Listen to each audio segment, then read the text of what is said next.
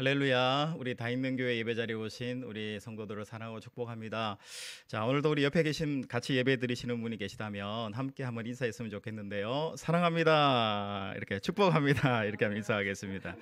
또 예배 드릴 때 어린아이들도 같이 예배 드리는 가족이 있더라고요. 우리 어린아이가 있으면은 사랑합니다. 축복합니다. 안아주시면 쓰다듬어 주시면 좋을 것 같습니다.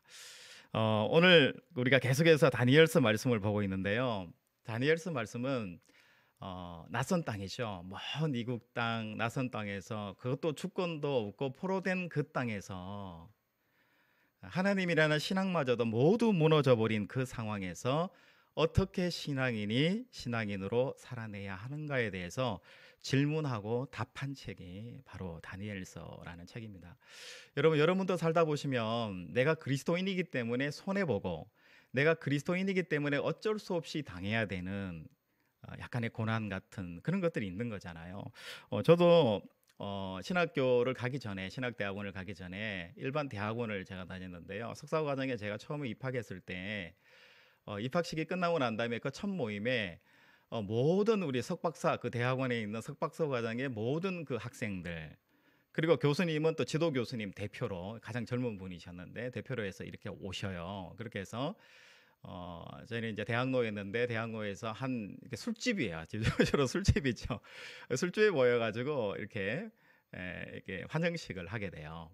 환영식을 하게 되는데 그 교수님이 좀 개팍한 그런 분이셨어요. 나중에 알고 보니까 그 교수님 부인이 교회 권사님이시더라고요. 권사님이신데 이분은 교회를 억지로 이제 끌려서 이제 한 번씩 가시는 그런 분이시고 취미로 위스키 술 있잖아. 이 술 같은 거를 이렇게 수집을 해가지고 집에 진열장에다 쫙 이렇게 나열하고 친구분들을 초청해서 이렇게 한잔 하시는 이제 그런 스타일의 우리 교수님이시더라고요.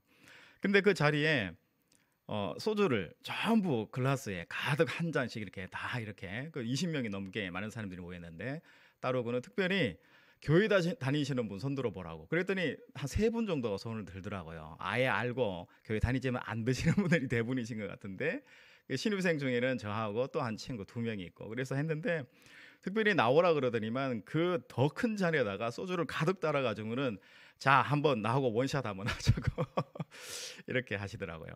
그런데 다행히도 그 옆에 계신 박사과정에 큰 형님이세요. 나이가 좀 지긋하신 형님이 계셨는데 그 형님이 그 교수님에게 이렇게 말하더라고요. 교수님 요즘은 이렇게 안 합니다. 옛날 방식입니다. 이렇게 웃으면서 이렇게 이야기하니까 교수님이 아 그래? 요즘 또 이렇게 안 해? 이렇게 하시면서 농담으로 이렇게 넘어갔던 그런 때가 있었던 것 같아요. 여러분도 그렇잖아요. 우리가 직장 생활을 하든 뭘 하든지 간에 내가 그리스도인이기 때문에 어쩔 수 없이 당해야 되고 손해봐야 되는 그런 때가 있다라는 거죠. 그런데 오늘 다니엘서 말씀을 보면 그런 기독교인이 처해야 되는 그런 상황에 어쩔 수 없이 당하는 상황이 아니라 그 어쩔 수 없이 당하는 상황에서 믿음이 첨가가 되면 어떻게 될까요? 어쩔 수 없는 상황이 아니라 그것이 전도의 기회가 되고 하나님을 찬양하는 영광의 기회가 된다라는 것을 여러분 꼭 기억하시고 여러분 삶의 자리에서 그런 상황들이 만약에 오시면 당황하지 마시고 하나님을 바라보시고 내가 어떻게 그리스도인으로 살아낼까를 고민하시는 오늘의 예배 시간이 될 수 있기를 주님의 이름으로 축복합니다.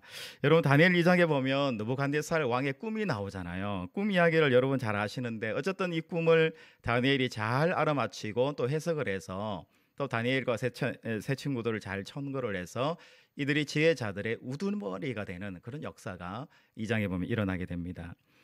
꿈의 내용을 우리가 대충 한번 말씀을 드리면 큰 신상의 꿈이고 이 신상은 바벨론의 장래의 꿈이라고 그렇게 소개를 하고 있습니다. 그래서 머리는 금으로 됐는데 바벨론을 상징하고요.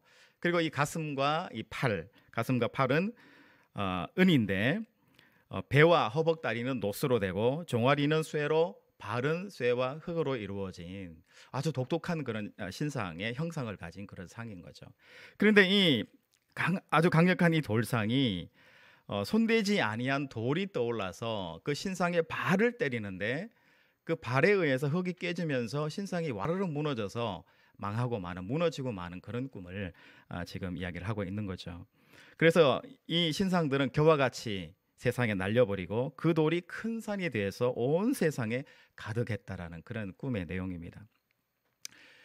이 꿈의 해석은 다니엘이 우리 2장과 3장에서 잘 해주고 있는데 한마디로 이야기하면 느부갓네살에게 권세와 부와 영광을 하나님이 주셨는데 그 주신 왕에게 주신 그 하나님의 영광을 꿈을 느부갓네살이 함부로 교만하게 행해서 결국은 하나님이 심판하고 다니엘의 바벨론을 심판한다. 느부갓네살의 바벨론 왕국을 심판한다라는 그런 멸망과 심판의 선언의 그런 내용이었습니다. 여러분, 이 꿈에 대해서 이 느부갓네살 왕의 해석이 다르고요. 그리고 그 꿈을 들은 정말 포로된 이 유대인들의 해석이 두 가지가 각기 달랐다는 것을 우리가 한번 생각해 볼 수 있습니다. 왕은 이 꿈을 어떻게 해석했냐면 우리 46절 말씀에 2장 46절에 보면 이에 느부갓네살 왕이 엎드려 다니엘에게 절하고 명하여 예물과 형품을 그에게 주게 하니라. 왕이 대답하여 다니엘에게 이르되 너희 하나님은 참으로 모든 신들의 신이시요 모든 왕의 주제시로다. 내가 능히 이 은밀한 것을 나타내었으니 내 하나님은 또 은밀한 것을 나타내시는 이시로다. 하나님을 찬양해요. 다니엘이 믿는 그 하나님의 신이 대단하다는 것을 먼저 이 느부갓네살은 인정하고 찬양을 해요. 그런데 문제는 바라보면 이 꿈이 결국은 바벨론이 멸망하는 꿈이다라고 말하고 있는데도 이 느부갓네살은 이 자기의 이 꿈의 해석에 대한 생각을 바꾸지 않아요. 그러니까 굉장히 완고하고 고집스러운 거죠. 그렇다면 이 느부갓네살이 그렇게 해석은 하지만 별거 아니다라고 생각하는 그 이유는 뭘까요? 자기가 계속해서 승리를 하고 있어요. 자기 주변의 왕국을 보니까 자기가 다 무너뜨려서 이제 더 대적할 왕국이 없는데 이런 꿈 자체가 먼 미래의 꿈일 수는 있지만 지금의 나하고는 아무 상관이 없다라는 단순하게 취급해버리면서 느부갓네살 왕이 꿈에 대해서 해석하고 그들을 칭찬하고 있다라는 것을 우리가 성경에서 확인을 하게 됩니다. 물론 하나님께서 그런 마음을 부어주시지 않으셨을까라는 생각은 듭니다. 그런데 반대로 이 다니엘과 친구들 그리고 포로된 땅에 있는 이 유대의 사람들은 어떤 마음을 가졌을까요? 결국은 오랜 후에 이 유다라는 나라가 해방되겠구나. 하나님이 그것을 느부갓네살의 꿈을 통해서 보여주시는구나. 그리고 나중에는 이 꿈과 같이 우리가 자유하고 해방하게 되고 나중에는 이 바벨론 왕국이 망하게 되는구나. 우리가 더 하나님 앞에 기도하고 신앙으로 나아가면 하나님이 이 일을 이루시겠구나라고 생각하는 거죠. 그러면서 우리가 또 한 가지 생각해 볼 것은 마지막에 여기서 보면 손대지 아니한 돌이잖아요. 그러니까 이 손대지 아니한 이 돌과 같은 이 나라에 의해서 바벨론이 멸망을 하게 되는데 그러면 손대지 아니한 이 돌이 누구냐라는 것에 대해서 역사학자들이 여러 가지 해석을 했어요. 그러니까 바벨론을 멸망시킨 게 페르시아 왕이니까 페르시아 왕이 바로 손대지 아니한 이 뜨인 돌이다라고 해석하는 견해가 있고 또 그 뒤에 헬라의 알렉산더 대왕이 나왔는데 알렉산더 대왕 아니면 그 뒤에 로마의 황제 네로 황제들 이런 것들을 통해서 해석하는 경우가 많이 있다는 거죠. 그런데 성경은 그렇게 해석을 하고 있지 않습니다. 성경은 하나님을 향해 꿈을 품고 그 꿈을 믿고 하나님이 이루실 것을 소망하는 가운데 헌신하는 작은 겨자식 하나 같은 다니엘과 그 친구 같은 사람들, 이 사람들을 누구로 생각하느냐면 바로 손대지 아니한 돌, 정말 순수하게 힘과 권력이 아니라 하나님을 의지하여서 하나님으로 말미암아 마침내 하나님의 나라를 이루어 나가는 손대지 아니하는 돌이다. 이렇게 성경은 우리에게 메시지를 던져주고 있고 성경은 해석을 하고 있습니다. 여러분, 오늘 본문 3장은 2장의 꿈과 연결이 돼요. 오늘 본문이 우리 3장부터 지금 말씀을 보고 있는데요. 느부갓네살이 두라 평지에 큰 신상을 만듭니다. 이렇게 만들었던 배경은 그 바빌론이 멸망할 수 있다라는 꿈을 꿨지만 이 3장 전에 어떤 역사적인 배경이냐면 느부갓네살이 예루살렘을 다시 쳐들어가서 시드기야를 공격하고 시드기야를 문화를 빼잖아요. 그리고 시드기야를 끌고 와요. 그리고 오면서 주변에 약한 암몬이라든지 모압이라든지 이런 나라를 다 멸망시키고 그 지역을 다 통합해서 정복해 버립니다.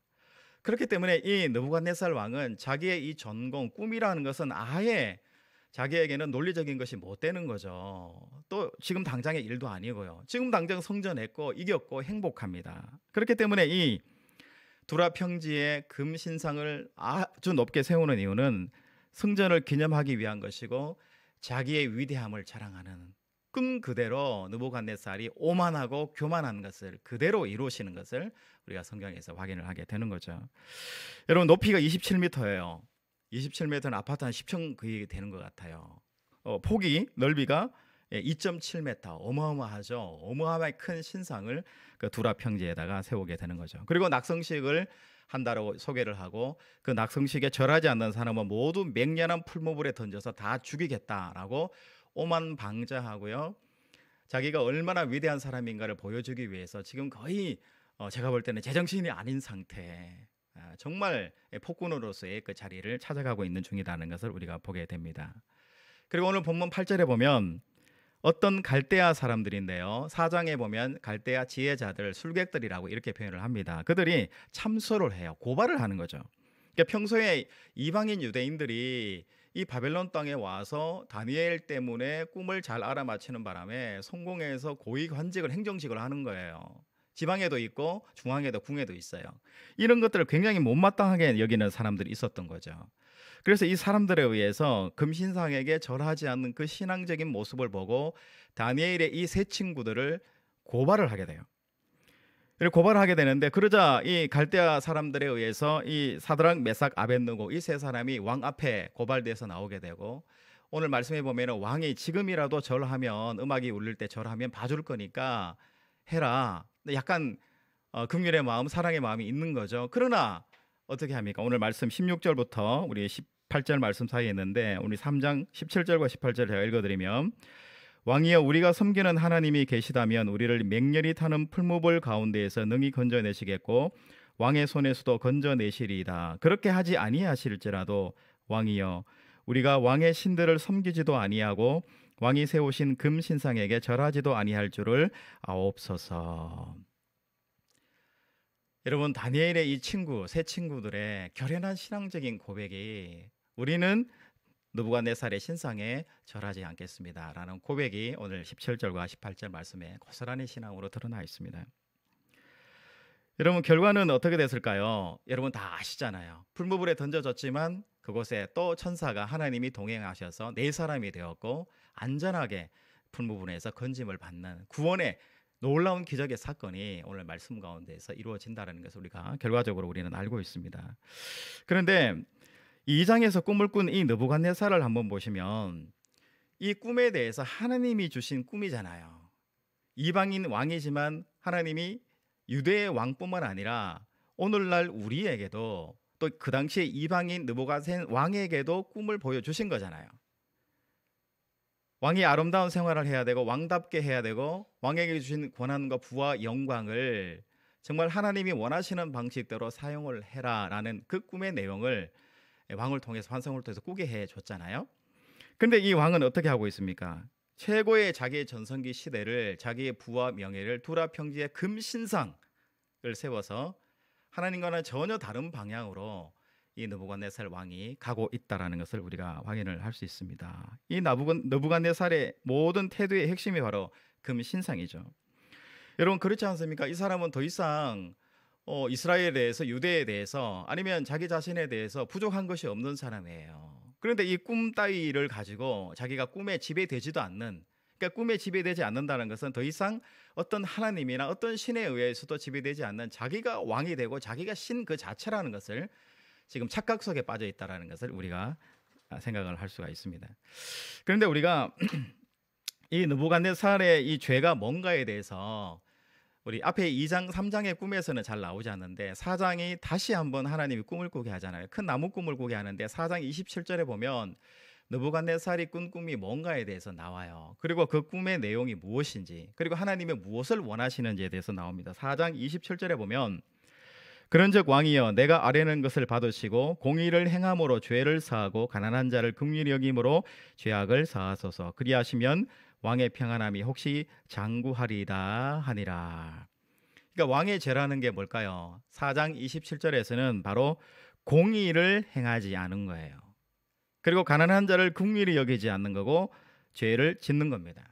이것이 뭐냐면 하나님 보시기에 아름답지 못한 거예요. 여러분 공의가 뭘까요? 우리 많이 들어서 알고 계시죠? 째다카 아니겠습니까? 이 째다카라는 것이 뭐냐면 상대방의 마음을 내가 아는 거예요. 나에게 주신 것이 아니다. 내가 뭔가를 먹을 때 상대방은 먹는지, 내가 뭔가 행복한 일을 할 때 상대방도 행복한지, 내가 기쁘고 즐거울 때 상대방도 기쁘고 즐거운지, 우리나라가 기쁠 때 옆 나라는 행복한지, 그런 것들을 돌아보는 것이 뭐냐면 바로 공이고 바로 긍휼이라는 거예요. 그런데 느부갓네살은 자기의 그 왕권과 왕의 능력을 가지고 가난한 사람을 돌아보거나 이웃 나라를 돌아보는 것이 아니라 오히려 침략하고 그들을 누르고 압박하고 노예로 만들고 또 그들을 힘들게 하는 그런 왕의 표상으로, 금신상을 세우는 상으로 가게 된다는 것을 우리가 말씀에서 확인을 합니다. 여러분, 본문에서 우리에게 주시는 메시지가 한 두 가지 정도 있는 것 같아요. 첫 번째는 역사를 주관하시는 분이 하나님이시라는 거예요. 그리고 그 역사를 주관하시는 하나님 앞에 사람은 그 하나님의 꿈을 자신의 욕망과 성취의 수단으로 삼아서는 안 된다라는 것이 오늘 말씀 가운데서 주시는 첫 번째 교훈의 메시지입니다. 여러분, 하나님은 그러한 꿈을 느부갓네살에게 주실 때 그 꿈을 잘 이용해서 잘 사용하기를 원하셨던 것 같아요. 그러니까 왕에게 있어서 거룩이라는 것은 뭘까요? 그러니까 공의를 행하고 가난한 자를 긍휼히 여기는 것이고, 이것이 뭐냐면 바로 왕의 사명이고 하나님이 왕에게 주신 거룩이라는 것을 우리가 성경에서 확인해 볼 수가 있습니다. 여러분, 여기에 보면 두라평지라는 것이 있어요. 이 두라평지라는 것은 그 지역에, 이 바벨론 지역에 여러 시티, 폴리스가 있어요. 나라들이 있으면은 이 나라들이 한꺼번에 모일 수 있는, 그리고 가장 잘 보일 수 있는 지역이에요. 예를 들어서 서울로 이야기하면 서울에 많은 사람들이 지나다니면서 가장 잘 볼 수 있는 한강 고수부지 정도 될 것 같아요. 아니면 여의도나 이런 곳이겠죠. 그런 곳에 30m의 큰 신상을 세워놓고 자기에게 복종하도록 하는 것이죠. 예를 들어서 그 자리에 모든 사람이 쉴 수 있는 그런 아름다운 문화 공간을 세우는 것이 아니라 자기를 위한 높은 건물과 높은 신상을 거기에 세웠다는 부분에서 하나님이 원하지 않는 부분이라는 것을 우리가 알 수가 있습니다. 여러분, 홍대 교수님이시죠, 유현준 교수님이라는 분이 공간의 미래라는 책을 썼습니다. 저도 다 읽어보진 않았는데요, 그 책의 서두에 보면 이런 말이 있어요. 공간이 사람을 조정한다.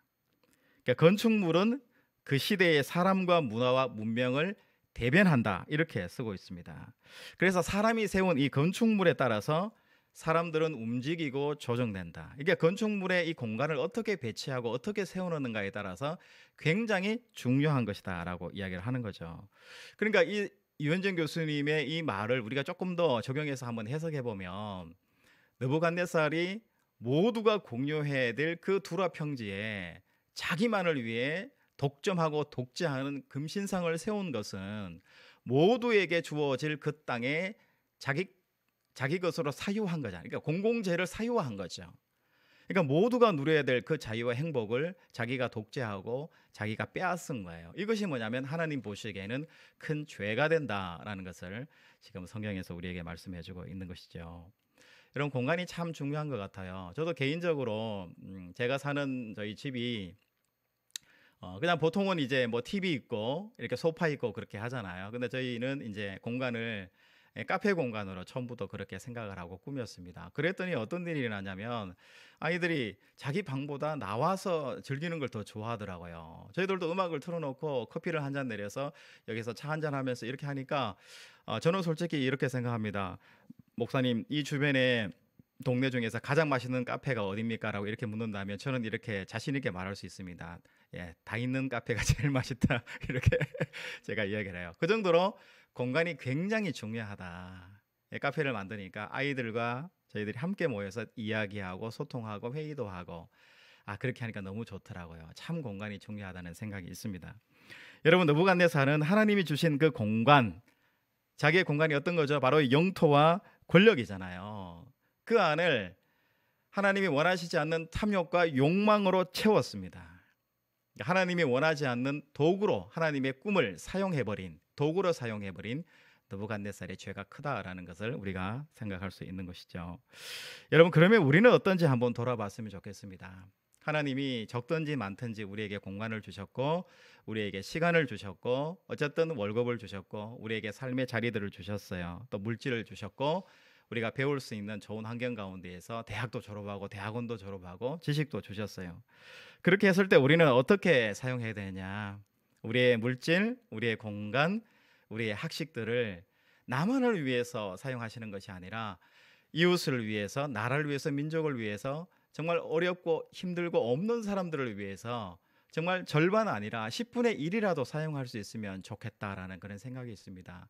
여러분 삶에서 무엇이 되든지 간에 여러분 한번 생각해 보시기 바랍니다. 내가 느부갓네살과 같이 나의 공간을 내 자신만의 것으로 욕망으로 채우면서 누리면서 살려고 하는지, 아니면 내가 나누기 위해서 보고 있고 관찰하고 있고 기도하고 있는지 여러분 자신을 한번 돌아보는 그런 시간이 될 수 있기를 주님의 이름으로 축복합니다.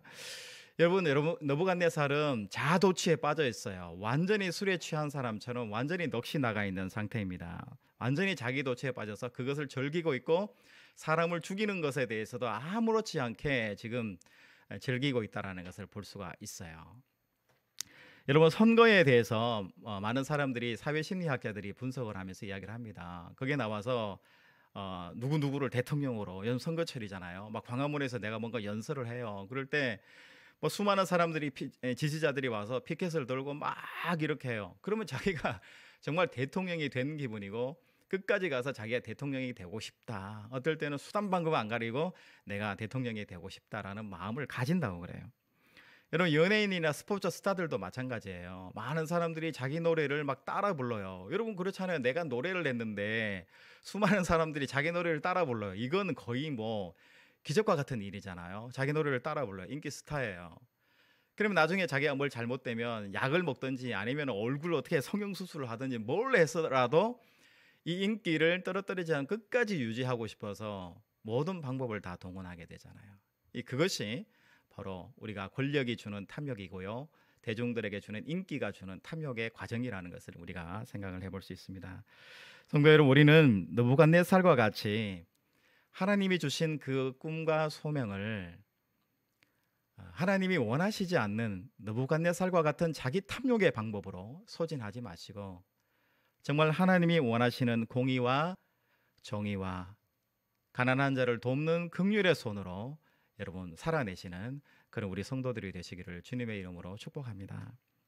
여러분 두 번째로 본문이 주시는 메시지는 그렇게 하지 아니하실지라도의 신앙의 자세입니다. 본문은 우리 믿는 신앙인들에게 그렇지 않을지라도 그렇게 살아야 한다는 것을 본문 말씀에서 알려주고 계신 거죠. 여러분 다니엘과 세 친구가 왕의 진미, 왕의 음식을 먹지 않고 그의 포도주를 마시지 않았습니다. 이것이 하나님이 세워주셔서 그 땅에서 많은 학문을 배우게 하고 또 그 땅에서 성공하게 해요. 그런데 이 사람들이 처음부터 이것을 내가 성공하기 위해서 그렇게 특이하게 행동한 것이 아니잖아요. 성공이 목적이 아니라 자기의 소신이고 자기의 정체성이고 자기의 신앙의 고백이잖아요.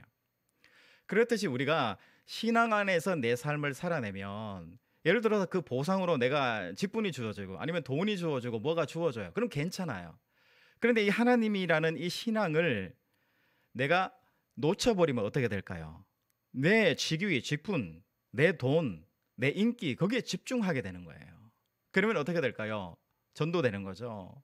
내가 우선적으로 챙기고 가야 될 하나님의 신앙이 아니라 신앙은 놓쳐버리고 신앙 때문에 어쩌다가 주어진 그 보상물에 의해서 돈에 의해서 내 삶을 살아야 되는 그런 억울한 삶을 살게 된다는 것입니다. 여러분 오늘 본문에 보면 다니엘과 세 친구의 결론은 여러분들이 잘 알듯이 행복한 해피엔딩으로 끝나요. 요셉도 해피엔딩으로 끝납니다. 그런데 성경에 이런 해피엔딩으로 끝나는 일만 있는 것이 아니라 성경에는 해피엔딩이 아니라 이것은 한 1%, 2%에 해당되는 거고요. 98%의 대다수의 우리 믿음의 사람들은 해피엔딩이 아니라 인간적으로는 비참한 결과를 맞은 사람들이 많습니다. 여러분 신약에 보면 스데반이잖아요. 돌에 맞아서 복음을 전하다가 돌아가신 분이시고 예수님도 마찬가지고 바울도 보세요. 나중에 목이 잘려 죽는 그런 삶을 살아가잖아요. 그런데 인간적으로 해석하면 이 모든 것들이 다 비참한 결말이지만 신앙 안에서 생각해 보면 요셉처럼 총리가 되고 다니엘처럼 성공한 그런 성공도 하나님이 인도하신 거고요. 비참하고 죽음에 이르지만 그것도 하나님이 인도하신 하나님의 성공이에요. 신앙 안에서 우리가 해석하는 것이 중요하다는 것을 지금 이야기를 하고 있는 것이죠. 여러분 다니엘과 이 세 친구들이 사람을 살려요. 그들을 사랑합니다. 그런데 그들에게 돌아온 것은 뭘까요? 배신이죠. 자기는 그 꿈을 이야기해서 왕이 다 죽이라고 그랬을 때 그들을 다 살리는 자리에 꿈을 맞춰서 해석해서 살리는 자리로 갔어요. 그런데 이번에는 자기들을 모함하고 그렇잖아요. 이상하게 모함하고 또 모략해가지고 그들을 다 죽이는 정말 풀무불 속에 집어넣는 자리까지 가게 되잖아요. 말도 안 되는 오해와 배반의 여러분 이야기가 지금 전개되고 있는 거잖아요. 그런데 이 다니엘과 세 친구는 그렇게 하지 아니하실지라도 내가 정말 풀무불 속에 들어가서 결국 내 결론이 죽는 결론이 난다 할지라도 이렇게 행동한 것은 뭘까요? 처음부터 하나님만 바라보고 갔기 때문에 내 신앙을 바라보고 갔기 때문에 뒤에 주어지는 어떤 보상이나 돈의 문제가 아니라 내 직위의 문제가 아니라 신앙 안에서 살아갔기 때문에 이것을 담백하게 담대하게 이 문제들을 해결할 수 있지 않았을까라는 생각이 드는 것이죠. 여러분 오늘 16절부터 18절 사이에 다니엘의 이 친구들의 고백이 나옵니다. 우리 특별히 28절에 보시면 그렇게 하지 아니하실지라도 왕이여 우리가 왕의 신들을 섬기지도 아니하고 왕이 세우신 금 신상에 절하지도 아니할 줄을 아옵소서. 그리 아니하실지라도 우리는 하나님의 뜻을 행하며 살 것입니다. 아닌 것은 아닙니다. 하나님이 세우신 피조물인 그 금신상에 절하는 것은 아닙니다. 하나님이 꿈으로 보여주셨는데 그 꿈을 보여주신 하나님 앞에 금신상을 만드는 것은 아니고 또 왕이라는 직분을 하나님께서 맡겨주셨는데 하나님께서 섬기라고 주신 직분인데 섬기지 않고 많은 사람들을 죽음의 자리로 몰아넣는 그 왕의 직분, 그 행동도 우리는 옳지 않습니다. 아닌 것은 아닙니다. 우리는 하지 않겠습니다 라고 말하는 거예요. 여러분 이것이 신앙인 거죠. 여러분 이렇게 생각할 수 있잖아요. 아니 왜 그렇게 하냐고, 왜 어설프게 그 목숨을 그렇게 낭비를 하냐고, 어차피 독재 시대고 어차피 안 되는 시대인데 왜 그렇게 하냐고. 여러분 그렇게 하는 이유는 어디 있을까요? 하나님에 대한 신앙이죠. 그리고 그 하나님에 대한 그 신앙을 다시 한번 더 깊숙이 한번 들어가 보면 바로 민족을 사랑하는 거예요. 자기의 이웃을 사랑하는 거고 자기 백성을 사랑하는 것이죠. 여러분 어떻게 해요? 그런 행위들을 통해서 그런 공의와 긍휼과 정의의 행위들을 통해서 어떻게 될까요? 나중에 유대가 해방이 되는 거예요. 하나님 보시기에 아름다운 덕들이 쌓여지게 되는 거죠. 그것을 통해서 하나님이 기뻐하시는 유대가 되는 것이죠. 그렇기 때문에 이 다니엘의 세 친구들은 결연하게 그런 행동을 할 수 있는 것이죠. 아닌 것은 아닌 것입니다. 여러분 저도 목회자예요. 뭐 부목사로 이제 7년 8년 이렇게 사역을 했지만 저는 개인적으로 성품상 싫은 소리를 잘 못해요. 이 싫은 소리를 잘 못한다는 게 여러분 들으실 때 어떤 느낌이 드세요? 아, 저 목사님 안 되겠다 이런 생각이 드시는지 모르겠습니다. 저는 굉장히 부족한 부분이라고 그렇게 인식을 하고 생각을 해요. 목회자는 교회 앞에 혹은 성도들 앞에 또 동료 앞에 아닌 것은 아니다, 이것은 신앙이 아니다, 이렇게 하는 것은 아니다라는 것을 말할 수 있어야지 그게 목회자로서의 올바른 그런 직분의 사명이라고 생각합니다. 근데 저는 이게 성품상 그게 잘 안 되더라고요. 그러다가 어느 날 목회자로서 이것이 직무유기다라는 생각을 하게 되는 때가 있었던 것 같아요. 옆에 동료를 보고 이건 아니구나라는 생각을 할 때도 있고 하나님의 말씀을 설교를 선포하는 가운데 또 성령님이 제게 주시는 그런 마음들도 있더라고요. 그래서 아닌 것은 아니다라는 것을 선포해야 되겠다라는 생각을 했을 때가 있었습니다. 그런데 그렇게 하기 시작하니까요, 성도님들이 싫어하시더라고요. 그렇게 하기 시작하니까요, 도전하시는 분들이 계시고 그렇게 하니까 목회가 정말 힘들어지더라고요. 그러면서 저는 이렇게 생각했어요. 목회라는 것이 이런 건데 그동안 나는 목회를 한 게 아니고 그냥 여행을 하고 있었구나, 소풍을 하고 있었구나, 목회가 아니라 여행을 하고 소풍을 했구나라는 생각을 제 마음속에 하게 된 거죠.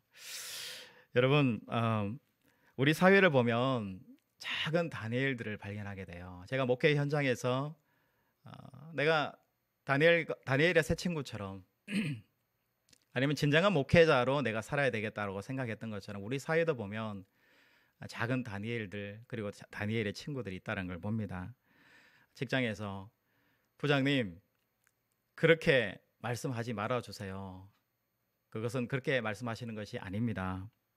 과장님 그거는 성희롱이에요. 중대장님 저는 그 술자리에 가지 않겠습니다라고만 여사관이요, 여부사관이요. 그리고 목사님 여자들한테 시키시라니요. 남자 여자를 차별하는 그런 목회자들의 수많은 말들. 그런 말들 가운데 목사님 그렇게 하시면 안 됩니다. 부장님 그렇게 하시면 안 되고요.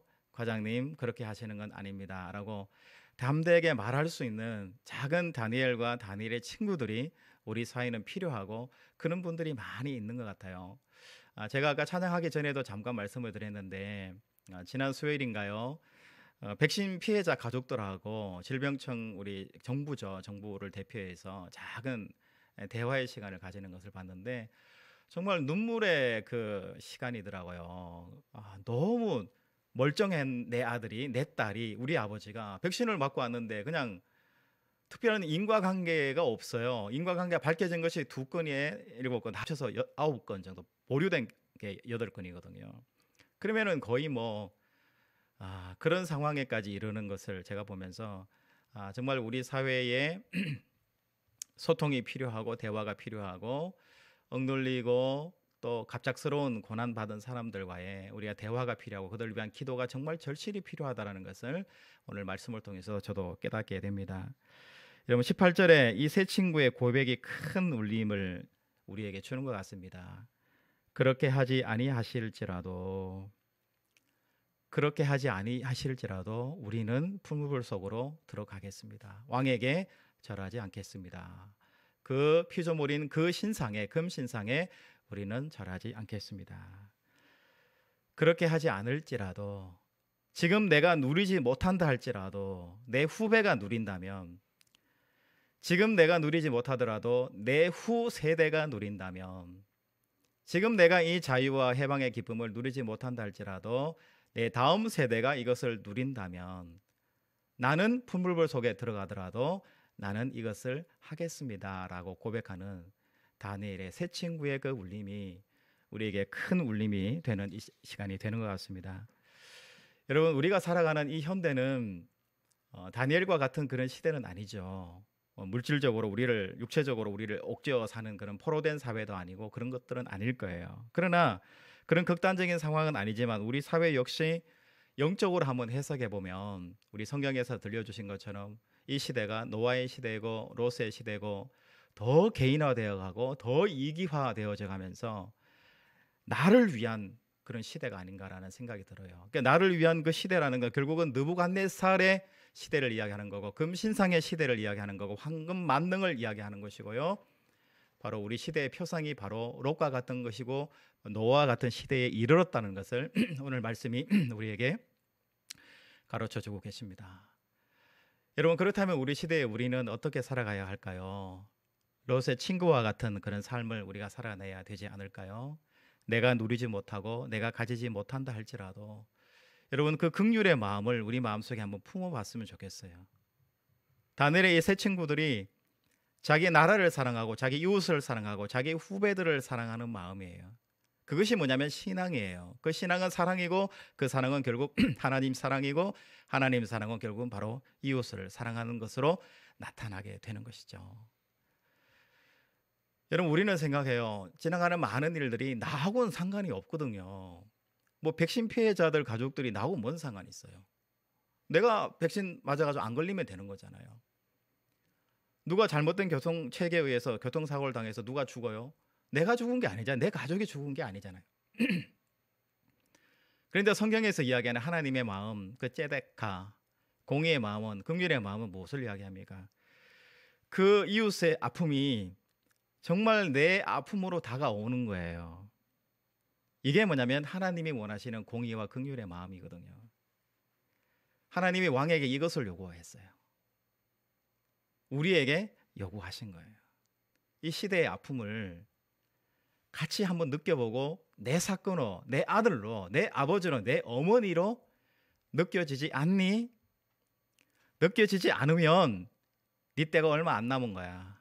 마지막에는 멸망받고 심판받을 거야.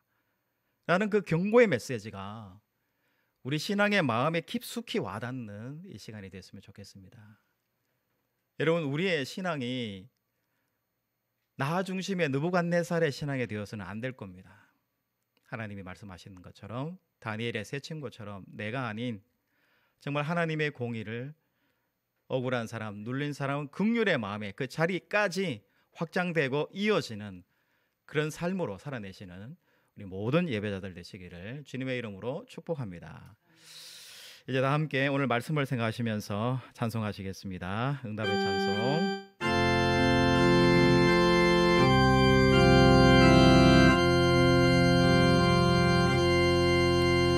이 말씀 따라 사는 동안 지치지 않게 하시고 이 말씀 따라 사는 동안 주님 나라 이루소서.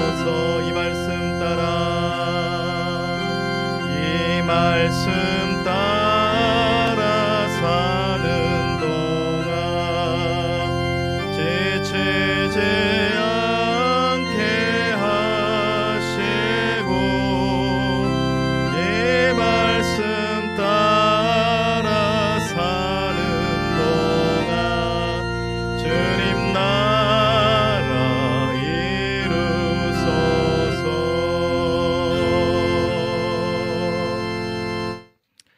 하나님, 우리는 느부갓네살의 큰 신상을 쫓아가기를 좋아합니다. 화려하고 아름답게 치장된 황금을 쫓아가는 것이 우리 인생의 목표였습니다. 그래서 그것을 이루지 못할 때 힘이 들고 상처도 받습니다. 하나님, 우리의 삶의 목표가 두라평지의 금 신상이 아니라 다니엘의 세 친구와 같이 하나님의 말씀이요 공의와 긍휼의 삶이고 싶습니다. 우리 안에 욕심과 탐욕을 끊을 용기를 주시고 느부갓네살이 되고 싶은 소망을 끊게 하여 주시옵소서. 세상이 개인적이고 이기적으로 변해가는 것을 봅니다. 우리가 하나님의 말씀이 아니라 세상을 더 우선적으로 보기 때문임을 믿습니다. 하나님, 우리 마음에 작은 마음을 더해 주시고 공강의 마음을 더해 주시고 안타까운 마음 더해 주셔서 함께의 마음이 작게나마 일어나게 하여 주시옵소서. 거룩하신 예수님의 이름으로 기도하옵나이다. 아멘.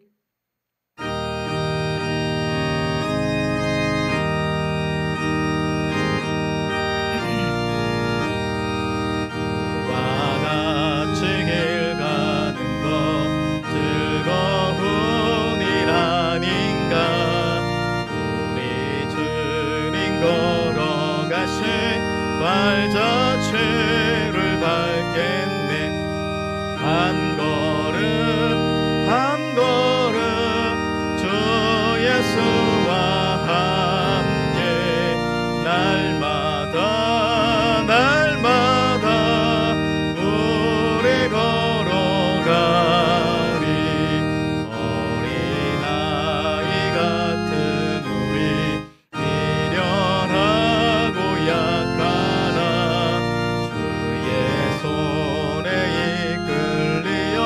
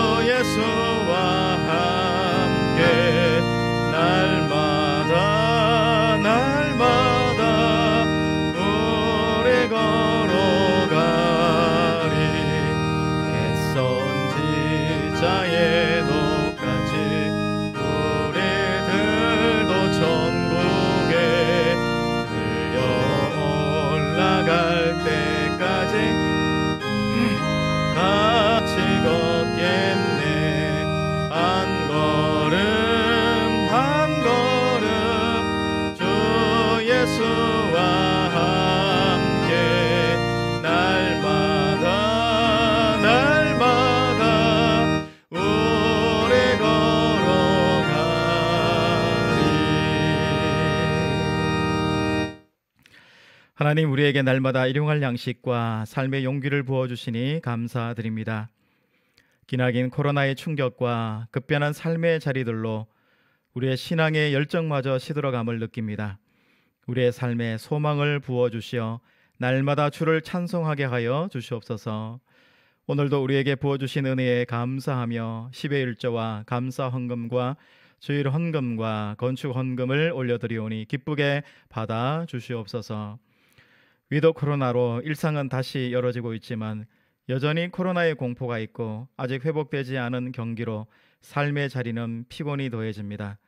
성령 하나님, 우리들의 삶의 터전을 살펴주시고 부족하지 않도록 채워주시옵소서. 다시 일어나야 할 자리가 있다면 믿음의 용기를 주셔서 다시 일어나게 하시고 늘 우리 성도들의 삶의 자리에 예배와 찬송이 쉬지 않도록 인도하여 주시옵소서. 거룩하신 예수님의 이름으로 기도하옵나이다. 아멘. 네, 이 시간은 공동체 소식 시간입니다. 오늘도 우리 다있는 교회 예배자리에 나오신 우리 교우들을 사랑하고 축복합니다. 저희 예배는 항상 오전 11시에 실시간으로 드려지고 있습니다. 또 내일부터 다시 월요일부터 금요일까지 아침 7시에 뜨아가 송출이 됩니다. 여러분 매주 이 말씀을 통해서 매일의 말씀으로 은혜 받으시고 또 이 뜨아 말씀을 여러분 삶의 자리에서 많이 적용해 보시면 좋겠다 싶습니다. 그리고 또 뜨아 말씀을 또 가능하시면 주변에 많은 사람들에게 좀 나누어 주셔서 교회도 홍보하고 또 말씀도 함께 나누고 그렇게 하면 참 좋겠다는 생각이 있습니다. 그리고 다음 주일은 저희들이 다있는 교회가 세워지고 첫 번째로 드리는 추수감사 주일입니다. 그래서 다음 주일날 그렇게 추수감사 주일 예배로 드리도록 하겠습니다. 그리고 어린이 신앙 콘텐츠 말씀 베개가 지금 지난주부터 나가고 있는데요. 수요일과 주일 오후 8시에 이렇게 매주 업로드 하도록 하겠습니다. 여러분 자녀들과 함께 주무시고 또 일어나실 때 도움이 되는 그런 신앙 콘텐츠가 될 수 있기를 바랍니다. 그리고 지난주에 우리가 콘텐츠로 나가기로 했던 것인데요. 시사그물 그리고 또 나중에 우리 육아 채널이 있는데요. 두 채널은 저희들이 조금 더 고민을 해야 되겠다라는 그런 이제 반성이 있습니다. 그래서 조금 더 고민을 해서 준비를 좀 더 해서 그렇게 채널로 나가고 그렇게 방영하도록 그렇게 준비할 생각입니다. 위에서 많이 기도해 주시기를 부탁드리겠습니다. 자, 오늘도 예배 자리에 나오신 우리 성도들을 사랑합니다. 어느 곳에서든지 그리스도인으로 믿음 안에서 살아내시는 우리 성도들이 되시기를 축복하고 기도하겠습니다. 이제 함께 길 보냄의 말씀을 나누겠습니다. 느부갓네살의 황금길보다 하나님 나라의 공의와 긍휼의 길을 걸어내시는 한 주 되시기 바랍니다. 아멘. 말씀대로 살겠습니다.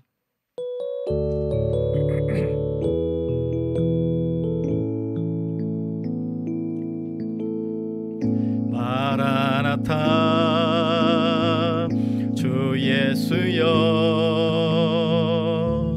어서 오시옵소서. 땅의 모든 끝 모든 족속 주를 찬송하게 하소서. 마라나타 주 예수여 어서 오시옵소서. 모든 열방이 주께 돌아와 춤추며 경배하게 하소서. 우리 주님 다시 오실 길을 만들자. 십자가를 들고 땅끝까지 우린 가리라. 우리 주님 다시 오실 우린 땅끝에서 주를 맞으리. 마라나타 마라나타. 아멘. 주 예수여 오시옵소서. 마라나타 마라나타. 아멘. 주 예수여 아멘. 주 예수여 오시옵소서. 아멘. 주 예수여 오시옵소서.